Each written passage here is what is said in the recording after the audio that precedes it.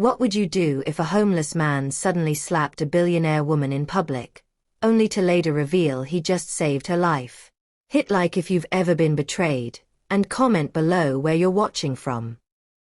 The hot Lagos sun blazed over Balogun Market, where the noise of traders, car horns, and street hawkers created a restless symphony. Shoppers moved like waves, pushing, bargaining, shouting prices in Yoruba and Pidgin English. In the middle of the chaos, Adetola stepped out of her black Range Rover wearing a flowing white jumpsuit, gold jewelry, and designer sunglasses. Everyone turned. She looked like a queen walking among commoners. "Tola of Tola's empire," a trader shouted. "Madam, I beg patronize me." She smiled slightly but didn't slow down. She wasn't here for shopping. Her driver, Kunnel, followed behind carrying a designer bag. They were heading to meet a fabric dealer inside the market, but fate had other plans. On the other side of the road, Tajudeen, a thin homeless man with dusty clothes and a torn cap, was sitting under a kiosk drinking sachet water. His eyes were sharp, always watching. Years on the street had made him notice things others ignored. As Adetola crossed the narrow path toward a busy junction, Tajudeen's eyes widened. He saw it, a speeding delivery bike coming from the corner, the rider distracted, holding a phone, not slowing down. Adetola didn't notice. She was on her phone, laughing softly. "Madam, Iduro, stop!" Tajudeen screamed. But she didn't hear. In that split second, Tajudeen leapt up, ran across the road, and slapped Adetola hard across the face. A sound so loud it echoed through the market. Pack. Everyone froze. The market went silent for a second. A homeless man had just slapped a billionaire in public. Adetola's sunglasses fell. Her face twisted in shock and anger. "What is wrong with you?" she screamed. Before she could react further, the delivery bike zoomed past, so close that its mirror brushed her handbag. If she hadn't been stopped, it would have struck her chest. The crowd gasped. But no one cared about the bike. All eyes were on the slap. Ah. He slapped her. Nah, that madman day craze. Public disgrace. A whole Madam Tola. Who be this man way one die? Tajudeen stepped back, breathing hard, pointing at the bike. "Madam, E for kill you. E for knock you down. I know one make you die." Adetola's cheeks burned, half from the slap, half from the shame. She didn't care what he said. All she saw was a dirty man who had dared touch her. "Kunnel, hold him," she shouted. Her driver rushed forward, grabbed Tajudeen by the arm. "Madam, I beg," Tajudeen tried to explain. But Adetola's pride was boiling. People were already filming with their phones. The billionaire fashion icon, slapped in public by a homeless man? It would be everywhere by evening. "Do you know who I am?" she hissed. "You will regret this." Tajudeen bowed his head. "I'm sorry, madam. I just wanted to save your life." But she didn't listen. She turned to Kunnel. "Throw him away from here. I don't ever want to see his face again." Kunnel dragged Tajudeen toward the gutter. People murmured, shaking their heads. "No good man. E save her," an old woman whispered. "But she no go believe," another replied. "Big people no day hear poor man talk." Tajudeen stumbled, his heart heavy. He had just saved her, but all he got was public disgrace. Adetola walked back to her car, furious, her cheeks still stinging. She ordered Kunnel to drive off. Inside the tinted SUV, she looked at herself in the mirror and whispered, "That madman ruined my day." She didn't notice that the crowd was still talking. And that someone, her jealous assistant Beezy, who had secretly followed her, was recording everything. Hours later, the video hit social media. Homeless man slaps Lagos billionaire. Tola of Tola's empire disgraced in Balogun. Is this karma or madness? By evening, it was trending on Twitter, Instagram, and TikTok. Comments flooded in. Rich people don't value the poor. He saved her life. Watch the video. See, the bike almost hit her. But Adetola refused to check. She was too angry. That night in her mansion at Lekki Phase 1, she sat by the window, drinking wine, trying to forget the humiliation. Her son Femi walked in, holding a tablet. "Mummy, is it true?" he asked softly. "That a man slapped you in public?" Adetola froze. "Where did you hear that?" "It's online. Everyone is talking about it." She snatched the tablet, saw the video, and gasped. Her face, her name, everywhere. Her phone buzzed. It was a call from her business partner. "Tola, what happened? This video is bad for the brand. People say he saved you, and you disgraced him." Her heart sank. She replayed the video slowly, and saw the truth. The bike had almost killed her. Tajudeen had acted fast. Her anger turned into confusion. Shame. Guilt. "Could it be true?" she whispered. "Did he really save me?" But before she could think more, her gate security called. "Madam, somebody day outside. I say him name na Tajudeen." Her eyes widened. "That same man." "Yes, madam. He say he want talk to you." Her pulse quickened. "What does he want from me now?" Outside the mansion gate, Tajudeen stood quietly, holding a small plastic bag. His eyes were humble. The guard asked, "Should I send him away?" Adetola hesitated. She remembered the slap, and the video, and the shame. Then she whispered, "Let him in." As the gate slowly opened, Tajudeen stepped forward. But what he was about to say would change her entire life. What will Tajudeen say? Will Adetola forgive him, or discover a deeper truth about her life? What would you do if a homeless man slapped you to save your life? Would you forgive him or be angry? Speech balloon comment below. Don't forget to like, subscribe, and turn on notifications for more gripping Lagos dramas like this. The night air in Lekki Phase 1 was calm, but tension swirled inside Adetola's compound like a storm ready to break. The soft hum of crickets filled the silence as the mansion gate creaked open and Tajudeen stepped in slowly, his dusty slippers scraping the tiled driveway. He clutched a small nylon bag in one hand, his head bowed, unsure if walking into this world of wealth was a mistake. The security man followed behind, ready to intervene if needed. Adetola stood at the doorway, arms crossed, her expression torn between pride and curiosity. The white lights from the porch bathed her in a glow, highlighting her expensive gown and the faint redness on her cheek, a reminder of the slap that shook her life. "Tajudeen Abi," she said sharply. "Why are you here? You've already embarrassed me before the whole Lagos. What more do you want?" He knelt immediately, voice trembling. "Madam, I no come beg for money. I just want talk. Please, let me explain myself." Her driver Kunal stepped forward. "Madam, make I throw him out? People like this no day change." Adetola raised her hand to stop him. Something in Tajudeen's tone was different, not arrogant, not rude, just broken, yet sincere. "Speak," she said firmly. "You have 2 minutes." Tajudeen took a deep breath. "Madam, I no say wetin I do no make sense. I slap you. I shame you. But I swear before God, I see danger. That bike way almost hit you, if he knock you that time, nor instant death. I don't see accident like that before. I no one see another one." Her eyes softened slightly, but she hid it behind a cold expression. "You could have shouted, you didn't need to touch me." "I shout," he replied quietly. "But you know here. Lagos noise too much. Nor the slaps save you." She folded her arms tighter. "And why come here now?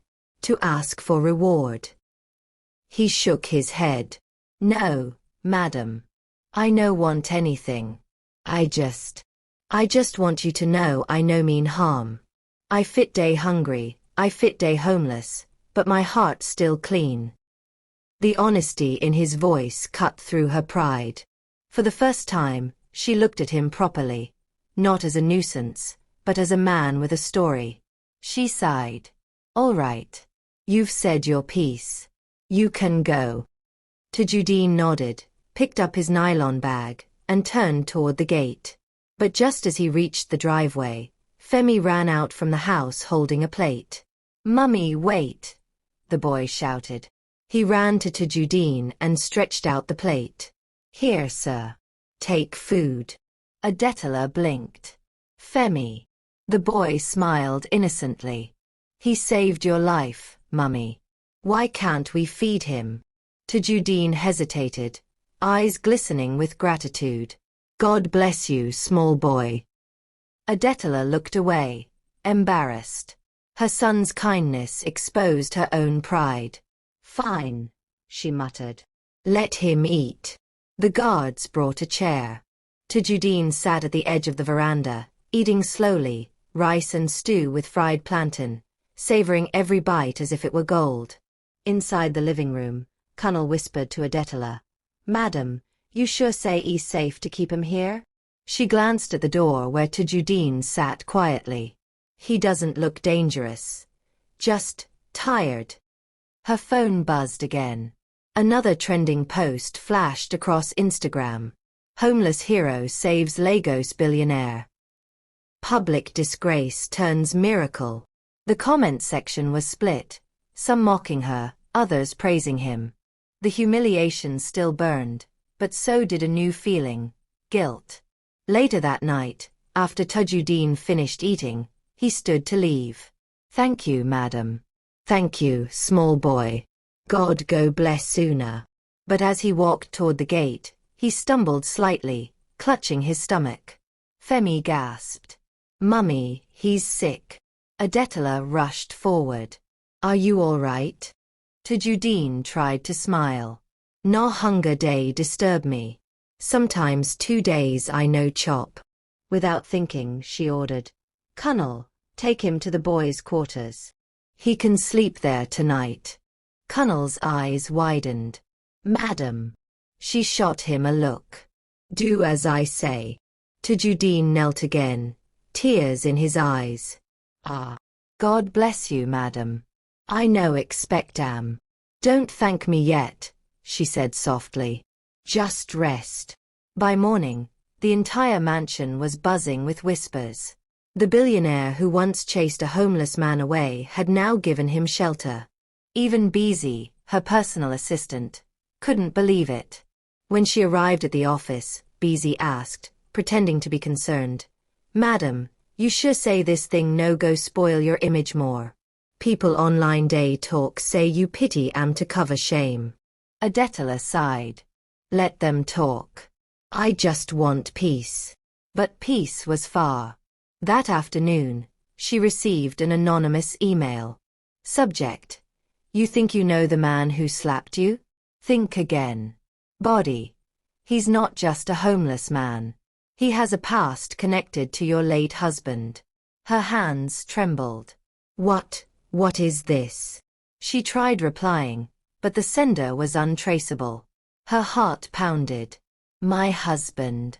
Connected, how? She drove home in confusion. Tajudeen was sitting outside, repairing an old radio one of the guards had thrown away. He looked up as she approached, smiling shyly. Good evening, madam. She stared at him, suspicion growing. Tajudeen. Do you know my late husband? He froze, eyes darting.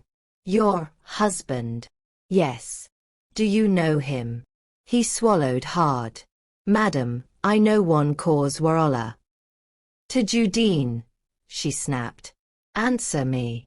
He lowered his head. Yes, madam. I know him. I used to work for him. Her world spun. You what? He nodded slowly. I work for Chief A. Kinwale. 10 years ago. before everything scatter. Adetala staggered back, clutching her chest. My God, what are you doing here then? Why didn't you say anything before? Tajuddin's voice shook. Because I no fit face you. I no fit tell you say. The night your husband die, I be one of the people way. He stopped, tears forming. Adetala's voice cracked. You were one of what? Tajuddin fell to his knees. I no kill mo. But I know wetin happen. I keep quiet because I day fear. Madam, you no suppose trust everybody around you. Her knees weakened. You're saying, my husband's death wasn't an accident? He nodded slowly. It no be accident. Her heart raced, memories flashing, the car crash, the unanswered questions, the missing documents. Could this stranger hold the key to the mystery she buried years ago? Before she could speak, Beezy appeared at the gate, eyes wide with fake surprise. Madam, what's happening here? Tajuddin wiped his eyes. Madam, people way cause your pain still day around you. Adetala stared at him, torn between disbelief and fear. Who are they? He hesitated, eyes flicking toward Beezy, then back to Adetala. But before he could speak, Beezy's phone rang. She turned away quickly, whispering into it. Tajuddin's face tightened. Madam, you no fit trust that woman. Adetala froze. Could it be true? Was her assistant, the one who managed her life and business, hiding something darker? The mansion suddenly felt colder. And for the first time since the slap, Adetala realized her life was in more danger than she thought.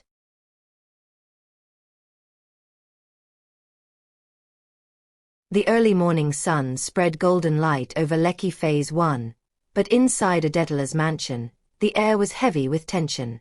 The chirping birds outside couldn't drown the echo of Tajuddin's haunting words from the night before. Your husband's death. No be accident. Adetala barely slept. Her mind replayed every detail of the car crash that took Chief Akinwale's life. How the brakes had failed, how the police said it was a freak accident. But if what Tajuddin said was true, everything she believed was a lie. She sat at the dining table, staring at her untouched breakfast. Her hands trembled as she scrolled through old photos on her phone, her late husband smiling beside her, their little boy Femi between them. Why now? She whispered. Why is this coming back? The door creaked open. Tajuddin stood there, wearing clean clothes Kunal had given him. He looked uneasy, as if the weight of his secret was choking him. Madam, he said softly, I no say you no go believe me, but everything way I won talk today, know the truth. Adetala looked up, her voice trembling. Then speak. Tell me everything. He sighed deeply and began. 10 years ago, I day work for Chief Akinwale as one of the mechanics for him transport company. I be loyal man. I fix motor, I day honest. But one day, I discover something.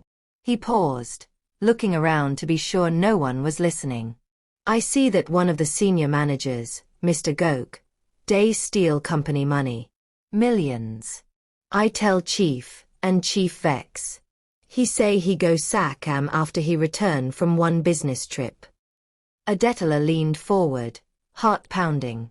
That night before Chief travel, Tajuddin continued, I overhear Gok day talk with somebody for phone.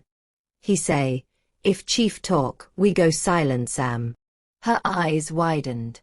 Silence. You mean, kill him? Tajuddin nodded. I try warn Chief, but he no gree listen. He say I day fear too much. The next morning, he travel with one of him cars. And that same day, the car brake fail. Tears welled in Adetala's eyes. No, that can't be true. Madam, Tajuddin said, voice breaking. I see that motor before he travel. I test brake day okay. But when police inspect after crash, they say brake wire don cut clean like person use blade. That no be accident. Her breath caught. Why didn't you speak then? Who go believe me? Tajudeen said sadly. I be ordinary mechanic. Poor man. I talk, them go say I day lie. Gok get connection. I fear for my life. So I run. He bowed his head, shame on his face. Since that day, my life scatter. I lose job, I lose house. I day live for street since. Adetala's world spun. So my husband was murdered. And you've been hiding all these years? Yes, madam. But when I see you that day for market, something inside me say God one make I protect you. I no fit let danger catch you too. She pressed her palms to her face. Oh God. Gok still works for one of our sister companies. He's been handling deals for me since my husband died. Tajudeen looked alarmed. Madam, that man dangerous. If he no say you don't suspect he fit strike again. Just then, Beezy walked in with a file. Her smile was polite but her eyes sharp. Madam, here are the documents for the new contract Mr. Gok wants you to sign. Adetala froze, staring at the papers. Her mind raced. Tajudeen quietly whispered, no sign 'em yet. Beezy frowned. Madam, what's wrong? Adetala forced a smile. Nothing. I'll review it later. Beezy nodded slowly, eyes flicking toward Tajudeen. I hope this man is not disturbing you. No, he's fine, Adetala said quickly. But she noticed how Beezy's fingers tightened on the file, a small, nervous movement that didn't escape her. When Beezy left, Tajudeen leaned closer. Madam, watch that woman well. I no trust her. Adetala nodded slowly, unease creeping into her chest. Later that afternoon, she drove to her husband's old office in Victoria Island, taking Tajudeen along. The receptionist was shocked to see her after so long. They met with an old accountant, Mr. Olatunji, who had retired years ago. When Adetala asked about Gok, the old man sighed. Chief never trusted him fully. But after Chief's death, Gok took over many files and projects. I suspected foul play but had no proof. Adetala clenched her fists. I want every record from that time. The man nodded. I'll find what I can, madam. As they left the building, Tajudeen whispered, Madam, danger day near. These kind men know like people way dig past. They were walking toward the car when a black-tinted SUV suddenly screeched to a stop beside them. The window rolled down. A masked man leaned out, pointing a gun. Madam Adetala, he shouted. Stop asking questions. Bang! A shot fired into the air. People screamed.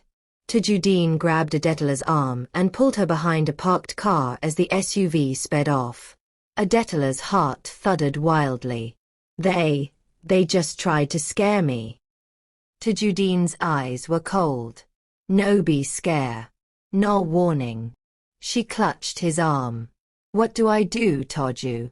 They're watching me. He looked into her eyes. Now you see say this thing big pass you. You know safe again. But if you want know the full truth, we go dig deeper. Together. Tears glistened in her eyes. Together. Why are you helping me? He swallowed hard. Because I owe your husband. I owe you. That day way him die, I suppose talk. I know talk. I know fit run again. She nodded slowly, determination rising. Then we fight. I want the truth. No matter what. But as they drove back to Lekki, neither noticed the small silver car trailing them quietly. Inside sat Beezy, whispering into her phone. She's asking too many questions, Beezy said coldly. We need to act fast. The voice on the other end replied, make sure she signs that document. By tomorrow, she must lose everything. Beezy's lips curled into a cruel smile. Consider it done. That evening, as the sun sank behind the Lagos skyline, Adetola sat alone in her study, staring at the contract Beezy had brought earlier. Her gut screamed not to sign. She thought of the gunshot, the betrayal, the fear. She whispered, "They want me to fail." Tajudeen knocked gently. "Madam, I sweep compound finish. You need anything?" She smiled faintly. "No, Taju. Thank you, for everything." But as she looked up at him, her eyes filled with a new fear. If someone could kill her husband, they could come for her next. And tomorrow's contract might just be the trap that ends everything she built. She whispered, "Taju, what if I'm the next target?" He stared back, jaw tight. "Then we fight back before they strike." But outside, in the shadows near the gate, Beezy watched silently, clutching her phone. And the voice on the line whispered, "Tomorrow, we end her." The night swallowed the sound, leaving only silence, and the promise of danger to come. As Beezy plotted her downfall, Adetola realized the enemy wasn't just outside, it was inside her own home. But would she uncover the truth before the trap closed in? What do you think Beezy is planning? Will Adetola discover the truth before it's too late? Comment your thoughts below and share this story with someone who loves drama. The next morning, the sun over Lagos was bright and merciless. Cars honked along Allen Avenue, and the air was filled with the scent of roasted corn and exhaust fumes. Ao sat by the bus stop near Toyin Street, clutching his worn nylon bag. His stomach rumbled. He hadn't eaten since the slice of bread he managed to find the previous evening. But in his mind, he wasn't thinking of food. He was thinking of Tola. He replayed yesterday's scene over and over again. The slap, her anger, the doctor's words. He remembered her confused eyes, her trembling hands when she realized he had saved her. Then came the strange part. Her bodyguards came looking for him later that night. He overheard them near the street corner. "Madam Tola said find that man," one said. "She won thank am or arrest am?" another asked. "We know Sobby. She say she just won Siam." Ao didn't know what to do. Should he hide? Should he approach her again? The slap might have saved her life, but the shame she suffered in public could destroy her reputation. Lagos gossip was fast and merciless. Public disgrace spread faster than harmattan fire. As he thought, a shadow fell over him. It was Tola's driver, Kunal. He wore a clean blue kaftan and dark sunglasses. "You are the man they call Ao, right?" Kunal asked. "Yes, sir," Ao answered cautiously. "Madam wants to see you. She say you should come now." Ao's heart beat fast. He followed Kunal to a silver Range Rover, feeling the stares of passers-by. Inside, the air smelled of leather and perfume. He sat quietly, clutching his bag, unsure what awaited him.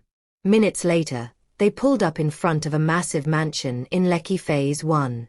The compound gate opened slowly, revealing trimmed flowers, marble walls, and a wide veranda with glass doors. Ao stepped out, barefoot, and the ground under his feet felt strange. Too smooth for a man used to rough streets. Tola appeared at the doorway, wearing a long flowing Ankara gown. Her face was calm, but her eyes were heavy with thought. "Ao," she said softly, "come inside." He followed her into a spacious sitting room decorated with gold furniture and chandeliers. On the wall were photos of her late father, a famous oil magnate. She gestured for him to sit. He hesitated but obeyed. "I owe you my life," she began. "The doctor said that slap helped to stop a possible cardiac shock. If not for you, maybe I wouldn't be here today." Ao bowed his head. "I did not mean to disgrace you, Ma. I just wanted to help." Tola sighed deeply. "Still, you slapped me in public. Do you know what people are saying on social media? That a homeless man beat me in front of a crowd. They're mocking me, calling me arrogant." Ao swallowed hard. He didn't know about the videos. She continued. But I've also read comments from people who say I should thank you. That you saved me. I don't know what to feel. Shame. Or gratitude. Ao finally looked up. Madam, I didn't mean any harm. I saw death coming, and I acted. There was silence. Only the faint hum of the AC filled the room. Then Tola asked, "Where do you live?" Ao laughed sadly. "Under the bridge at Oshodi, Ma. That is my home." Her eyes widened. "You mean you have no family?" Ao shook his head slowly. "They are gone. My father died when I was 10, my mother when I was 14. I used to work as a mechanic until I lost everything." Tola's heart softened. She remembered her late husband's kindness to strangers. Something inside her stirred. "You can't go back to that bridge," she said firmly. "Stay here for now. I'll prepare a room for you in the boys' quarters." Ao's eyes widened. "Madam, I can't. This house is not for someone like me." "It is now," she interrupted. "You saved my life. Let me return the favor." That night, Ao slept on a real bed for the first time in years. The mattress was soft, the sheets smelled like lavender, and he felt warmth that no street could offer. But as he closed his eyes, his heart was troubled.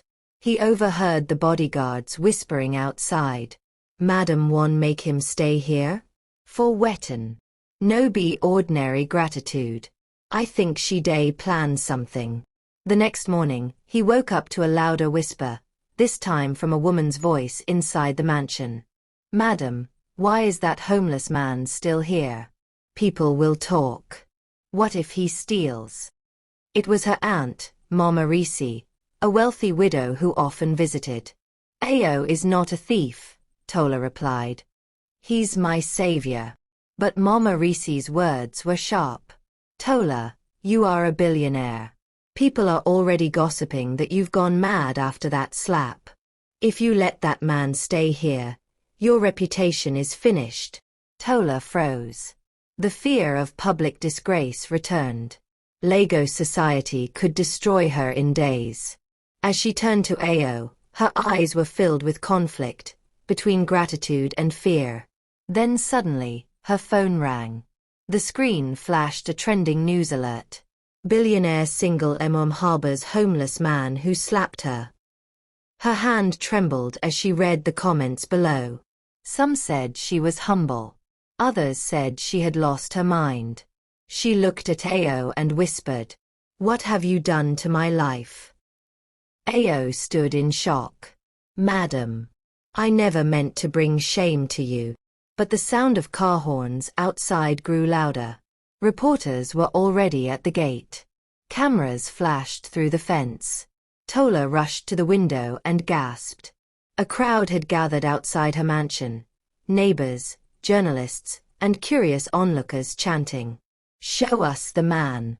Show us the homeless man who slapped the billionaire." Tola turned to Ao, her face pale. "You have to hide." But it was too late. One reporter shouted from the gate, "There he is. That's him." And in seconds, the gate burst open. The cameras rolled. The world was watching. As Ao stood frozen under the camera lights, Tola's aunt shouted, "Tola, choose now. Him or your name." Tola's lips parted, but no words came out.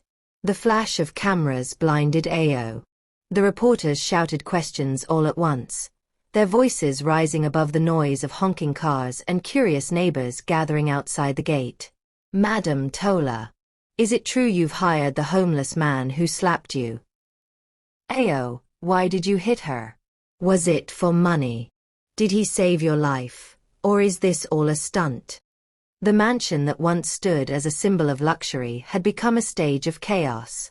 Tola stood frozen near the doorway, her heart pounding. She could feel the weight of 1,000 eyes, some judging, some mocking. Her aunt, Mama Risi, folded her arms, shaking her head in disappointment. "You see now. Mama Reese hissed. This is how disgrace begins. Public disgrace. The internet will not let this one die. Tola turned sharply. Auntie, please. Let me handle this. She stepped forward, facing the reporters, trying to regain her composure. Yes, it's true, she said firmly. This man saved my life. I brought him here because gratitude is not a sin. The crowd murmured. Some clapped, others sneered. Ao stood quietly behind her, his eyes low, his hands trembling. He wished the ground would open and swallow him. He had only wanted to help, not cause her humiliation. But one bold reporter pushed forward and thrust a microphone near Ao's face. Tell us, Ao, how does it feel to slap a billionaire? The question burned through him like fire. He looked up, voice soft but steady. I didn't slap her to disgrace her. I slapped her to save her life. The murmuring grew louder. Some people laughed mockingly. Others began filming on their phones. Tola's chest tightened. She turned to the security guards. Please. Move them out. Close the gate. The guards struggled to push the crowd back. Finally, after a tense few minutes, the gate slammed shut. But the noise outside didn't fade. Inside, the mansion was silent, except for Tola's shaky breathing. She turned slowly to Ao. Do you see what you've caused? She whispered, her voice trembling. They're laughing at me. My business partners will question me. My son will see this online. Ao bowed his head. Madam, I'm sorry. I'll leave. I don't want to bring shame. But as he turned to go, Tola's heart clenched. She remembered the doctor's words. That man's quick action saved you. Gratitude fought against pride. She called softly. Wait. Ao stopped. You're not leaving yet. I need to understand you. Who are you really? Ao hesitated. Then slowly, he began to tell his story. He spoke of his father, a carpenter from Ibadan, who taught him honesty and hard work. Of his mother, who sold akara by the roadside to pay his school fees. Of the fire that burned their house and took everything, including his parents. He spoke of working as a mechanic apprentice in Mushin, saving every naira, dreaming of owning a small shop. But one wrong friend introduced him to gambling. In months, his savings were gone. Then came sickness, job loss, and the street. As he spoke, Tola's eyes softened. Behind his rough face, she saw a man who once had dreams, just like her. When he finished, she whispered, You've suffered enough. I'll help you rebuild your life. Ao shook his head. I don't want your pity, madam. Just let me go. But before Tola could reply, her phone buzzed. It was a video link from her assistant. She opened it, and froze. The video of the slap had gone viral again, now with millions of views. But this time, the caption read, Homeless man becomes Lagos hero after saving billionaire from collapse. The comment section was different now. This man deserves a medal. She should hire him. He's more human than many rich people. Tola looked up slowly, tears in her eyes. Ao. The world is changing its mind. Maybe this is not shame. Maybe it's destiny. Ao frowned, unsure. Destiny. Yes, she said, voice trembling but strong. You didn't just save me, you might have saved yourself. Before Ao could respond, the front door burst open. It was Femi, Tola's teenage son, just back from school. His face was full of confusion and anger. Mummy, everyone in school is talking about you. They said you let a street man slap you and now he's living here. Tola rushed to him. Femi, calm down. But Femi pulled away, glaring at Ao. You're the one who made my mother a joke. He turned back to Tola. You always told me never to trust strangers. Now look at you. Bringing one into our house. Tola tried to speak, but Femi stormed off, slamming his door. The silence that followed was heavy. Ao sighed deeply. Now your own son hates me. I should go. Tola didn't answer. She just stared at the stairs where her son had disappeared. She knew she had to make a choice, protect her image and her son's peace, or stand by the man who had saved her. That night, as the rain began to fall over Lagos, Tola sat by her window, watching the city lights blur through the drops. Her phone buzzed again, this time, a message from her business partner. Tola, the board wants to meet. They're worried about your image. We need to talk. She closed her eyes, dread filling her heart. Ao, lying in the boys' quarters, heard the rain and whispered to himself, maybe I should disappear before I destroy her life completely. But just as he was about to pack his few things, the power suddenly went out. The compound fell into darkness. A sharp sound echoed from the main house, glass shattering, followed by Tola's frightened scream. Ao leaped up, heart pounding. Madam Tola, he shouted, rushing toward the mansion in the dark. The lights of a car flashed through the gate.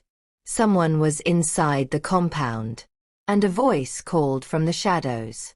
You think you can hide, Tola? You owe me, and tonight, I'll collect. Ao froze. He recognized the voice from somewhere deep in his past. The mysterious voice stepped into the light, revealing a man Ao never thought he'd see again. Don't forget to like, subscribe, and turn on notifications for more gripping stories like this. Who do you think the stranger is? Comment your guesses below. The rain poured harder, drumming on the mansion roof like thunder. The compound was cloaked in darkness, the only light flickering from the approaching car's headlights. Tola's frightened scream echoed through the compound again. Ao dashed through the wet grass toward the main house, his heart racing. The voice that had called out moments ago, it stirred something deep inside him, a voice from the life he'd tried to forget. The car door slammed. Out stepped a tall man in a soaked agbada, his face half-lit by lightning. His eyes burned with anger. You thought you could run from me, Tola, he shouted. You owe me 200 million naira. Tola stumbled backward from the doorway, clutching her chest. Ao, please. Not here, not tonight. Ao froze. Ao, he whispered. His throat tightened. The man turned at the sound of his name. When his eyes met Ao's, shock flashed across his face. Ao. Ao stepped closer, squinting. It can't be. You're alive. Ao's fists clenched. Yes, Ao. I'm alive. I didn't die when you left me to rot in that workshop fire. Tola looked between them, confused. You know each other? Ao laughed bitterly, rain dripping from his chin. Know him. This one was my apprentice, until he tried to expose me for stealing from our customers. I warned him to stay quiet. He didn't. So I made sure he paid the price. Tola gasped, turning to Ao. Is that true? Ao's voice was low, heavy with pain. Yes. He framed me, took everything. That was the beginning of my suffering. Ao sneered. And now look at you, still a beggar. But you, he turned to Tola, you are the real reason I'm here. You borrowed my money for that oil contract and never paid me back. I want it tonight. Tola shook her head. Ao, I paid you back through your lawyer. Lies, he roared, stepping closer. You think your new bodyguard can save you? You both disgraced me in front of my investors. I lost everything. Now you'll feel what I felt. Ao stepped between them, his soaked shirt clinging to his skin. You won't touch her. Ao's laughter was sharp like glass. Oh. You think you can stop me? You, who slept under bridges. Before Ao could reply, Bao lunged. Ao dodged and grabbed his arm, twisting it behind his back. Years on the street had made him strong and fast. Tola screamed. Ao, don't. Please. Bao struggled, cursing. Let go, you fool. Suddenly, the mansion's main door swung open. Femi stood there, phone in hand, filming the scene. Mummy, the whole internet needs to see this. Tola shouted. Femi, stop recording. But it was too late. The boy had already gone live on social media. Within seconds, comments flooded in. Who is that man fighting the billionaire's savior? Drama in Lekki again. This Ao guy is a hero. In the chaos, Bao slipped free, rushing back toward his car. This isn't over, Tola, he yelled. Next time, I'll burn this house down like I did before. The words hit Ao like thunder. What did you just say? He demanded.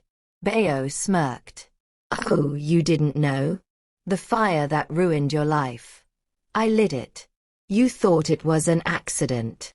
Lightning cracked across the sky as Ao froze in horror. Bao jumped into his car and sped off, tires screeching on the wet pavement. Tola collapsed onto the veranda, trembling. Ao knelt beside her, rain dripping from his hair. Madam, are you all right? Tola nodded weakly, her eyes filled with fear. Ao, that man. He's dangerous. I know, Ao replied, voice steady. But he won't hurt you again. I swear. Femi approached slowly, guilt on his face. Mummy. I'm sorry. I didn't know it was this serious. Tola looked at her son and sighed. You see now why I trust him. He's the only one who stands for me when danger comes. Femi nodded, eyes softening as he glanced at Ao. I was wrong about you. Thank you for protecting my mum. Ao nodded silently. But deep inside, rage and confusion boiled. He had finally found the man who destroyed his past. Later that night, after the house had calmed, Tola sat with Ao in the sitting room. She handed him a dry towel and warm tea. You could have been killed tonight, she whispered. So could you, he replied. She met his gaze. Ao, I believe God sent you to me. Maybe our lives are tied for a reason. Before Ao could answer, the doorbell rang. It was past midnight. The guards hesitated, peering through the gate camera. Madam, someone's outside. Says he's from the bank. Tola frowned. At this hour? She walked to the door and opened it slightly. A man in a dark suit stood under the porch light, holding an envelope. Good evening, madam. This is urgent. Your company's account has been frozen. You're being investigated for fraud. Tola's heart dropped. What? That's impossible. The man handed her the papers and walked away. She tore open the envelope. Her hands shook as she read the words. Her oil company, her life's work, was under financial seizure. Ao stepped closer. What's happening? Tola looked at him, eyes wide with despair. Bao. He's behind this. He's trying to destroy me completely. Ao clenched his fists. Then it's time we fight back. Tola shook her head. No one will believe us. He has money, power, and now he's attacking my name. Ao looked around the luxurious room, the gold furniture, the glass chandelier. Then he looked at Tola's trembling hands. Madam, he said softly, you once gave me a roof when I had none. Let me give you something back. Courage. She stared at him in silence. His words were simple, but they carried strength. Ao continued. We'll find proof. We'll expose him. I'll face him again if I must. This is not just your fight anymore, it's ours. Tola's eyes glistened. But what if he comes back? Ao looked toward the dark gate, his voice firm. Then he'll face a different AO, the man he tried to destroy. Lightning flashed outside, lighting Ao's face like a soldier preparing for war. Unknown to them, Bao sat in his car nearby, watching through binoculars, a wicked smile on his lips. He whispered, "You think you can fight me, Ao? This time, I'll finish what I started." The next morning, Lagos woke up to a storm of headlines splashed across social media and blogs. Billionaire Tola Adeniran's company under fraud investigation. Homeless hero or hidden criminal? Who is the man living in her mansion? Tola sat in her living room, clutching her phone, heart pounding as she scrolled through the endless comments. First a slap, now fraud? This woman's life is a movie. I knew something was wrong with her. How can a billionaire keep a homeless man in her house? That AO guy must be using charms. She's bewitched. Her hands trembled. Public disgrace in Lagos spread faster than truth. Her board members had begun calling non-stop, threatening to resign. Femi walked in, school bag in hand. "Mummy, my friends are laughing at me. They say our house is trending for the wrong reason." Tola reached for him, voice soft. "Femi, please understand. None of this is true. Someone is trying to destroy us." But Femi pulled back, frustration in his eyes. "Then do something, Mummy. Don't just sit here." He stormed off. The slam of his door echoed through the silent mansion. Ao stepped out from the corridor, wearing the clean shirt Tola's housekeeper had given him. His eyes were calm but sharp. "He's hurting," Ao said quietly. "But he'll understand when the truth comes out." Tola sighed heavily. "If the truth ever comes out." Bao's influence runs deep. He knows the system. "He'll twist everything to make me look guilty." Ao stepped closer. "Then we'll beat him with what he fears most, proof." She frowned. "Proof?" Ao nodded. "When I worked under him, I saw things, documents, fake invoices, secret deals. If we can find any record linking him to fraud, we can clear your name." Tola hesitated. "That was years ago. He must have erased everything." "Not everything," Ao said. "I remember a storage warehouse he used in Ajij. He kept backup files there. If we're lucky, it still exists." Tola blinked. "Ajij. That's dangerous. It's not a safe place for someone like me." Ao gave a faint smile. "Then stay here. I'll go." But Tola shook her head firmly. "No. This is my fight too. I'm going with you." By noon, they left the mansion in a small tinted car, driven by Kunnel the driver. The rain from last night had stopped, leaving puddles across the roads. As they drove through Ajij, the air was filled with the sounds of traders shouting, Danfo buses honking, and loud Afrobeat music from nearby shops. They stopped by a dusty old warehouse near the railway tracks. Its walls were cracked, the signboard faded. Ao led the way. "This is it. I used to follow Bao here at night. He stored all his secret records." The gate was rusty, locked with a heavy chain.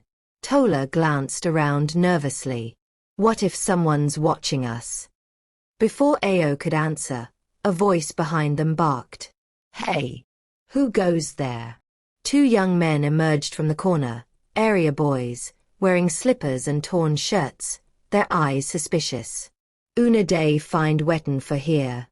one asked. "We just came to check something," Ao said calmly. The taller one frowned.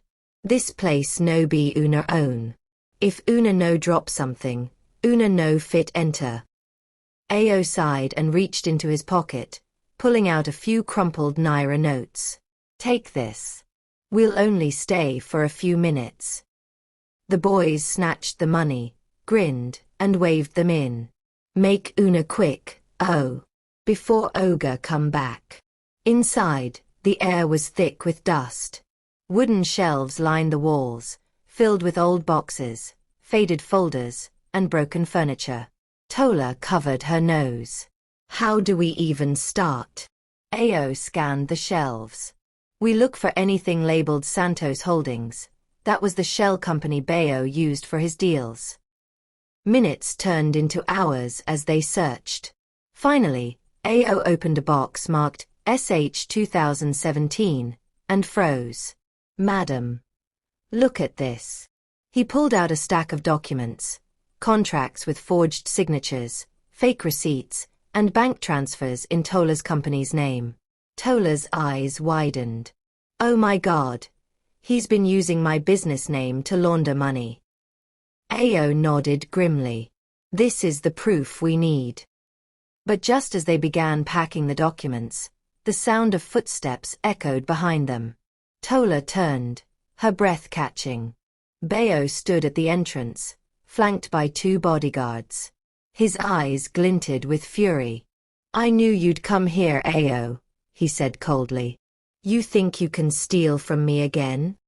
AO stepped forward, fists clenched. You stole my life. I'm just taking back the truth. Bayo laughed darkly. You're a fool. Do you think anyone will believe a homeless man over me? You'll both disappear tonight. His guards stepped forward, hands reaching into their jackets. Tola gasped. AO, they're armed. AO grabbed Tola's hand.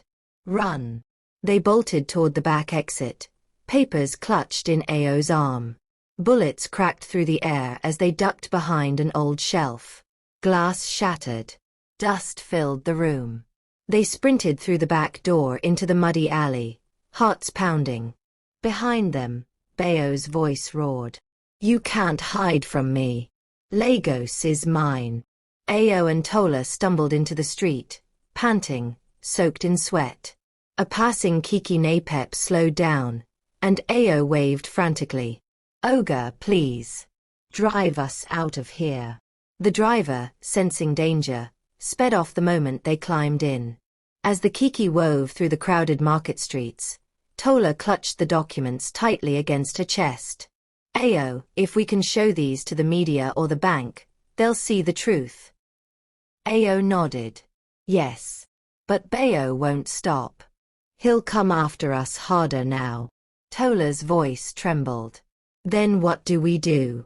AO stared out the window, eyes dark with determination. We fight smart. We'll go public before he does. Once the world knows, he can't bury us. But as the Kiki slowed at a traffic light in Ikeja, AO's phone buzzed, an unknown number. He hesitated, then answered. A cold voice came through. You think you've won, AO? Check your mansion. You left something behind. AO froze. Who is this? You'll find out when you get home. The line went dead. AO turned to Tola, panic in his voice. He's done something at your house. Tola's eyes widened in horror. Femi. My son. The Kiki swerved into a U-turn as Tola's heart raced. As they approached Lekki, smoke rose in the distance, from the direction of Tola's mansion. Do you think Bayo has attacked the mansion? Will Femi be safe? Comment your thoughts below, and don't forget to like, subscribe, and turn on notifications for the next shocking chapter. The following week, Lagos was buzzing with news of a mysterious man spotted on multiple occasions shadowing Amoke's movements. Her driver Bode had noticed him twice, once near the office car park and again at the supermarket. The man always wore a black hoodie, his face hidden, his steps calculated. At first, Amoke dismissed it as coincidence, but when she found an envelope slid under her office door with the words, "We know your secret," scrawled in bold red letters, fear began to grip her heart. She rushed to her office window, staring down at the busy street below. The city roared with its usual chaos, yellow danfos honking, street hawkers shouting, but for the first time, Lagos felt unsafe. She clutched the envelope, her hands trembling. Could this be connected to her rival Adeola, who had been bitter since losing the last business deal? Or was it tied to her past, her husband's mysterious death, or even the recent media drama involving Dapo? Amok took a deep breath and called Dapo immediately. Dapo, I need to see you. Something strange is happening, she said, her voice quivering. Within 30 minutes, Dapo arrived at her office, wearing his usual calm expression. But the moment she handed him the envelope, his eyes darkened. This handwriting, he muttered, studying it closely. I've seen it before. Where? Amok asked anxiously. He hesitated. When I was still at the mechanic workshop in Mushin, a man used to come there to fix his car, a man who always bragged about ruining rich people. He once threatened someone with letters like this. His name was Kunnel. Kunnel. Amok repeated. Do you think he's after me? Dapo nodded slowly. It's possible. But what would he want from you? Before Amok could answer, her phone buzzed. A message popped up from an unknown number. Tell your homeless friend to stay away, or your secret becomes tomorrow's headline. Amok gasped, her hand covering her mouth. My secret. What secret? She whispered. Dapo's jaw tightened. Someone is playing a dangerous game. We need to be careful. That night, Amok couldn't sleep. She kept replaying the last few months in her mind, how Dapo had saved her life, how the media turned her story into a spectacle, how her business rivals envied her success. But what secret could destroy her? Was there something from her husband's death that had been hidden? Or perhaps something from her company's past contracts? Meanwhile, Dapo returned to his small rented room in Ajij, his mind troubled. He felt a heavy responsibility for Amok's safety. After all, he had been the one who pulled her out of that accident. Fate had tied their destinies together. He decided to investigate the matter himself. The next morning, he went back to the Mushin workshop where he once slept. The mechanic, Bob Asai, still remembered him. Ah, Dapo Omo me. You don come back, the old man exclaimed. Yes, Bobba. I need information. Do you remember one man named Kunnel who used to threaten people? Bob Asai's face hardened. Kunnel. That one. He no day here again. Dem say he join bad gang. 419 people way day blackmail rich people. I even hear say him don day target one big woman for island. Dapo's heart pounded. That confirmed it. Kunnel must be behind the letters. He rushed back to Amok's office to share the news, but as he entered the gate, he froze. A sleek black SUV was parked outside, engine running, with tinted windows. He moved closer and peered through the glass, and saw a gun lying on the passenger seat. Before he could react, the SUV sped off, tires screeching. Inside the office, Amok was pacing back and forth when Dapo burst in. Amok. Someone is watching you. They have a gun, he said urgently. Her eyes widened in horror. What do we do? Dapo clenched his fists. We'll not run. We'll face them. But you must trust me completely. She nodded, though fear shimmered in her eyes. That evening, they met secretly in her living room. Dapo laid out his plan. We'll lure him out. I'll pretend to be leaving town. He'll show up. Then we'll catch him red-handed. It was risky, but Amok agreed. She couldn't live in fear any longer. The next morning, word spread online that Dapo, the homeless savior, had suddenly vanished from Lagos. Social media speculated everything from deportation to betrayal. Meanwhile, Amok received another message. Now that your protector is gone, you're next. Tears welled in her eyes as she sat alone in her mansion. But just as the clock struck midnight, a faint knock echoed at her door. She froze. The knock came again, louder this time. With trembling hands, she tiptoed toward the door. Who's there? No answer. Then, through the glass, she saw a shadowy figure standing still, holding something metallic that glinted under the porch light. She gasped, stumbling backward. The figure slowly raised his hand, and the door suddenly burst open. "Amok, move!" a voice shouted. It was Dapo. He lunged forward, tackling the intruder to the ground as the metallic object clattered across the floor. Amok screamed as the masked man fought back, throwing punches, but Dapo held him down with every ounce of strength. The mask tore, revealing the face beneath. It was Kunnal, the man from Dapo's past. Amok covered her mouth in shock. But before Dapo could speak, Kunnal spat out a chilling sentence. "You don't even know the truth about your husband's death, do you?" The words hit Amok like a thunderbolt. "What do you mean?" she cried. Kunnal sneered, blood trickling from his lip. "Ask your homeless hero. He knows more than you think." Amok's eyes darted to Dapo, confusion and fear swirling within her. "Dapo, is that true?" Dapo froze, guilt flashing across his face. Kunnal laughed bitterly. "Tell her, Dapo. Tell her who killed her husband." Amok staggered backward, her world spinning. Could it be true? Could Dapo, the man who saved her life, be hiding something this terrible? She whispered, voice shaking. "Dapo, what have you done?" Dapo's silence was deafening. The room grew cold.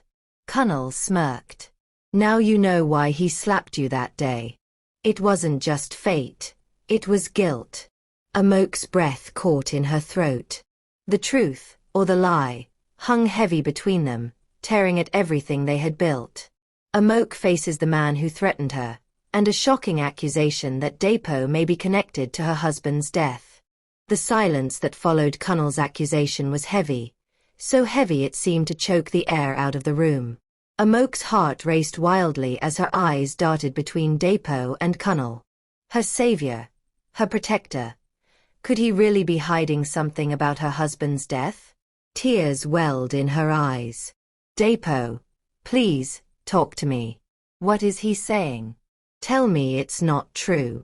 Dapo clenched his fists, his chest rising and falling as he struggled for words. "Amok, I swear, I never hurt your husband. But there's something I didn't tell you." Amok took a step back. "Something you didn't tell me? What is it, Dapo?" Kunnal chuckled bitterly. "Go ahead, tell her.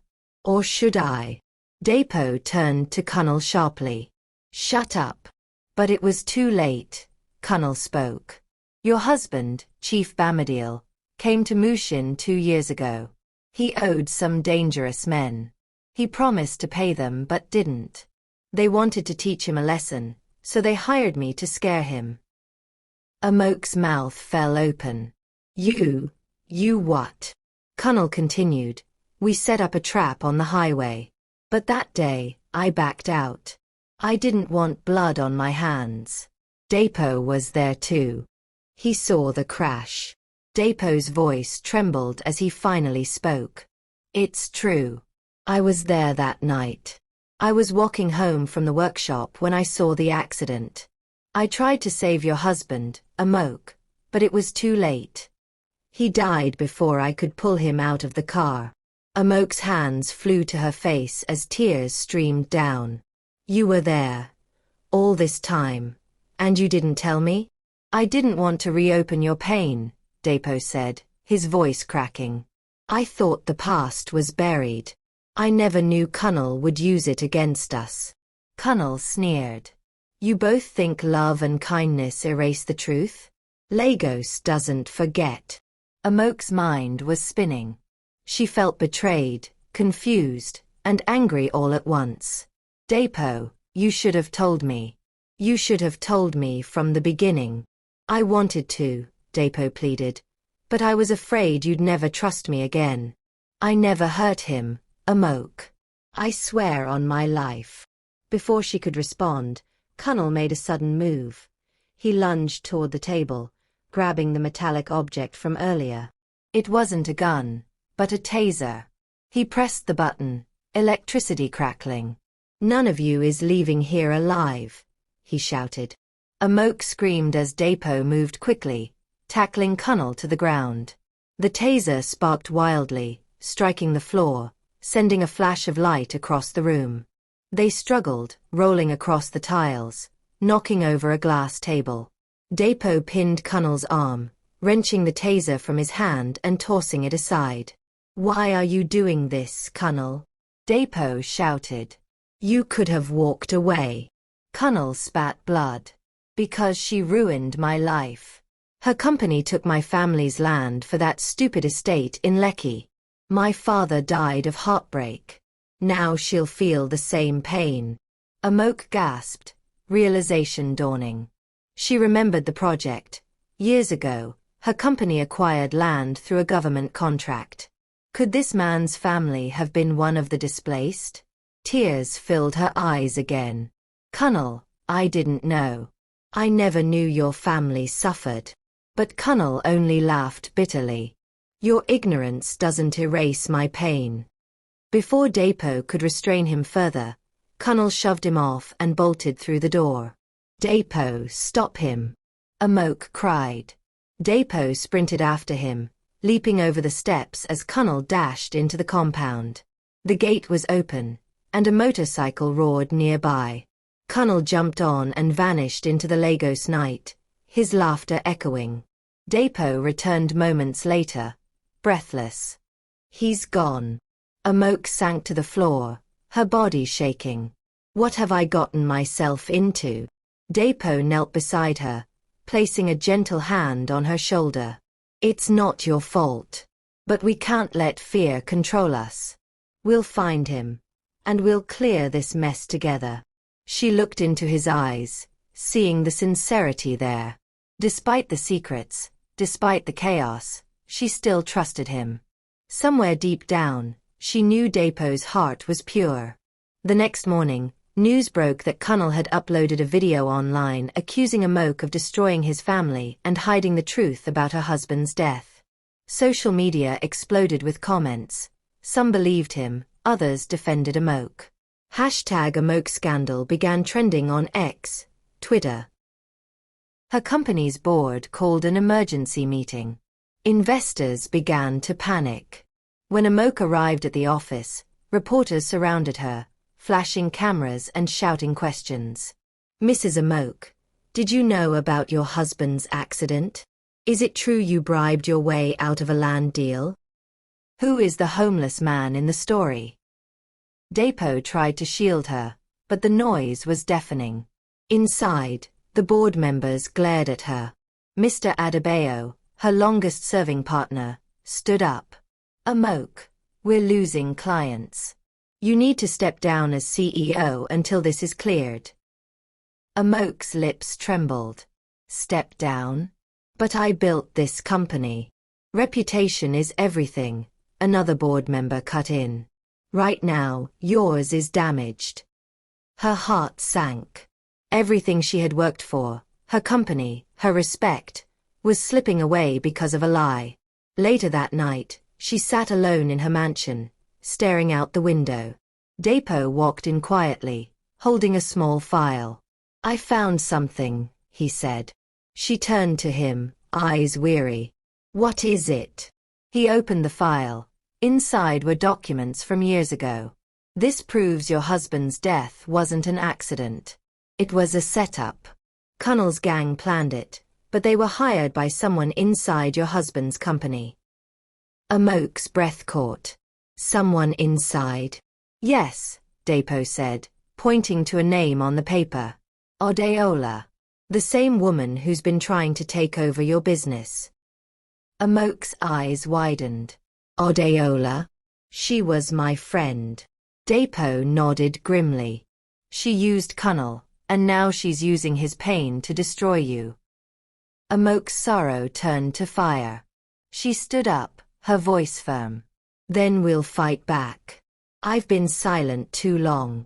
Dapo smiled faintly. That's the Amok I know.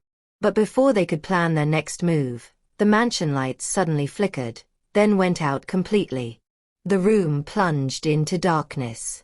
A moment later, A deep voice echoed from outside the window. You should have stayed quiet. Glass shattered as a brick crashed through the window, wrapped with a burning cloth. Flames erupted across the curtain. Amok screamed, stumbling backward. Dapo rushed to grab the fire extinguisher, but before he could spray, he saw something that made his blood run cold. A shadowy figure standing by the gate, holding a lighter, and smiling. It was Cunnel. He whispered through the flames. Lagos will watch you burn. Cunnel returns with vengeance, setting Amok's mansion ablaze while revealing deeper conspiracies behind her husband's death. What would you do if your past came back to destroy your present? Don't forget to like, subscribe, and comment below. Do you think Amok and Dapo will survive this night? The fire roared through the mansion like a hungry beast, devouring the curtains and licking the walls with orange flames. Smoke filled the air, thick and choking. Amok coughed violently, clutching her chest, her eyes wide with terror. Dapo! The fire! Help! She screamed, stumbling as the heat intensified. Stay low! Dapo shouted, pulling her down to the floor. He grabbed the extinguisher and sprayed fiercely, white mist filling the room, but the flames had already spread to the furniture. The smell of burning wood and fabric filled their lungs. Outside, Cunnel's laughter echoed like a nightmare. You can't run from me. Lagos will see your disgrace. Dapo turned to Amok, gripping her shoulders. We need to get out now. Crawl to the back door. They crawled through the smoke, coughing and squinting as sparks rained from the ceiling. The crackling grew louder, one of the chandeliers snapped, crashing down where they'd been seconds before. Amok screamed as the flames chased them down the hallway. They finally reached the kitchen, where Dapo smashed open the back door with a chair. Cool night air rushed in. He helped Amok outside, guiding her to the lawn. She collapsed, gasping, tears streaming down her soot-streaked face. Behind them, the mansion glowed like a torch against the Lagos skyline. Dapo turned to look at the gate, and saw Cunnel standing there, his face lit by firelight, holding a jerrycan. Cunnel! Dapo shouted. It doesn't have to end like this. Cunnel's eyes burned with rage. She destroyed my family. Now she'll feel what I felt, homeless, broken, disgraced. Amok rose slowly, trembling but resolute. Cunnel, I'm sorry for what happened to your family. I didn't know. I was too focused on building my empire. I should have cared. But this, burning me, destroying everything, won't bring them back. Cunnel hesitated, the fire flickering in his eyes. Dapo stepped forward cautiously. You've been carrying pain alone. Let it go, Cunnel. Let the truth come out the right way. But Cunnel shook his head, his voice cracking. The truth. Lagos doesn't care about truth. They only care about drama and disgrace. Then let them see something different, Dapo urged. Let them see forgiveness. For a long moment, Cunnel's hand trembled on the jerrycan. The night was silent except for the crackle of fire and Amok's sobs. Then, slowly, he dropped it. The can hit the ground with a thud. He fell to his knees, burying his face in his hands. I just wanted someone to feel my pain. Amok walked over, her own tears falling freely. I do. I feel it now. She reached into her bag and pulled out a folded document. Tomorrow, I'll make this public. A compensation plan for every family affected by that Lekki project, including yours. You deserve justice, not revenge. Cunnel looked up at her, his face streaked with soot and tears. He nodded silently. But just then, sirens wailed in the distance. Neighbors had seen the fire and called for help. Firefighters and media vans arrived, cameras flashing. Reporters rushed toward them, microphones extended. Mrs. Amok, is it true you set your own house on fire to cover up a scandal? Amok stood tall despite the ash on her face and the ruins behind her. No. The truth is deeper than that. This fire won't destroy me. It will reveal who I really am. Her voice was strong, echoing across the compound.